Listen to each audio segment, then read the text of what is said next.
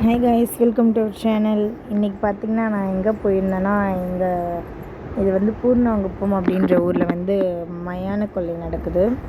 பாருங்கள், இந்த பொம்மை பெருசாக செஞ்சு வச்சுருந்தாங்க, ரொம்ப சூப்பராக இருந்தது. எங்கள் ஊர் பக்கத்துலேயே இருக்கும் கொஞ்சம்.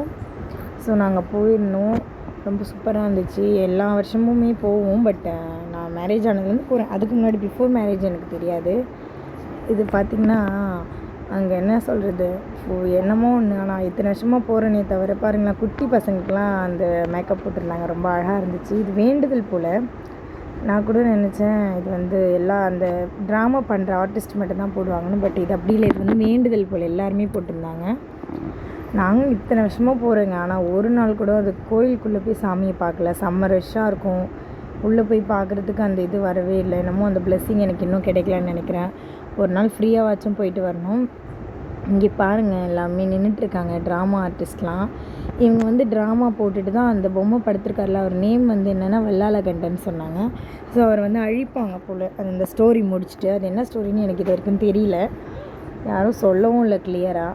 யாருக்காவது தெரிஞ்சால் சொல்லுங்கள். அதுக்கப்புறம் அவங்க ட்ராமா போட்டுட்டு ஒரு 12 மணி ஆகிடும். நாங்கள் அவ்வளோ நேரம் வந்து இல்லை. அப்புறம் அங்கே ஆடலும் பாடலும் நடக்குது பாருங்கள், தூரத்தில் ரொம்ப ரஷ். அதுக்கப்புறம் நாங்கள் வந்து அங்கேருந்து போயிட்டோம். நிறைய பேர் ஃபோட்டோஸ்லாம் எடுத்துருந்தோம்.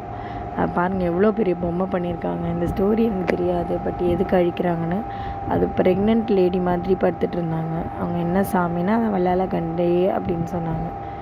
அது என்ன ஸ்டோரின்னு தெரியல, பட் என் பொண்ணு அங்கே இருக்க விடலாம், செம்மையாக பயந்துட்டா வேறு. அந்த வேஷம் போட்டுலாம் வந்தாங்களா, அவங்கள பார்த்துட்டு ஐயோ அம்மா இனிமேல் ஒரு நிமிஷம் கூட நான் இங்கே இருக்க மாட்டேன் வாமாவும் ஒரே அழுக. கையை பிடிச்சிக்கிட்டு பாவம் வேறு எப்போ அந்த இடத்துல தூங்கிட்டு இருந்தார். அதுக்கப்புறம் நாங்கள் அங்கேருந்து சரி ஓகேன்னு சொல்லிட்டு கடை தெருவெல்லாம் பார்க்குறதுக்கு கிளம்புனோம். அங்கேருந்து கடை தெருவெல்லாம் பார்த்துட்டு பாருங்கள், இவர் வேறு அந்த ட்ராமா பண்ணாங்களா, அவங்களாம் செல்ஃபி எடுத்துகிட்டு அவங்க கூடலாம் போய் போஸ்ட் கொடுத்துட்டு நின்றுட்டு இருந்தார். அப்புறமா நாங்கள் என்ன பண்ணோம், பாப்பா அழுதுகிட்டே இருந்தான்னு சொல்லிட்டு சரி அங்கேருந்து ஃபாஸ்ட்டாக கிளம்பிட்டு கொஞ்சம் கடையில் எதுவுமே வாங்கலை. அவன் வேறு அழுதுகிட்டே இருந்தான். எனக்கு வேறு ரொம்ப நைட் டைம் போனது, ரொம்ப டயர்டாக இருந்துச்சு. நாங்கள் அங்கேருந்து அப்படியே கிளம்பிட்டு பாருங்கள் அழுகுறத. வா போகலாம் சுற்றி தேடுறா, எதையும் தொலைச்ச மாதிரி பயந்து போயிட்டு. அதுக்கப்புறம் அவங்க வந்து நாங்கள் போயிட்டு கடையில் ஒரே ஒரு செப்பல் மட்டும் பாப்பாவுக்கு வாங்கிக்கிட்டு அப்புறம் அங்கேருந்து கிளம்பிட்டோம். அது அப்படி கொஞ்சம் தூரம் நடந்து போயிட்டு அங்கே வண்டி எடுத்துகிட்டு அப்படி நாங்கள் கிளம்பிட்டோம். வேறு எதுவுமே நிறையா வாங்கலை.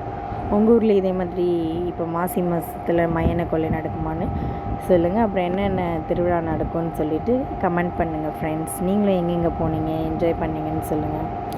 ரொம்ப ஜாலியாக இருந்துச்சு. இங்கே லைட்டிங்ஸ்லாம் எவ்வளோ அழகாக இருக்குது பாருங்கள், ரொம்ப சூப்பராக இருந்துச்சு லைட்டிங்ஸ் பார்க்குறதுக்கே.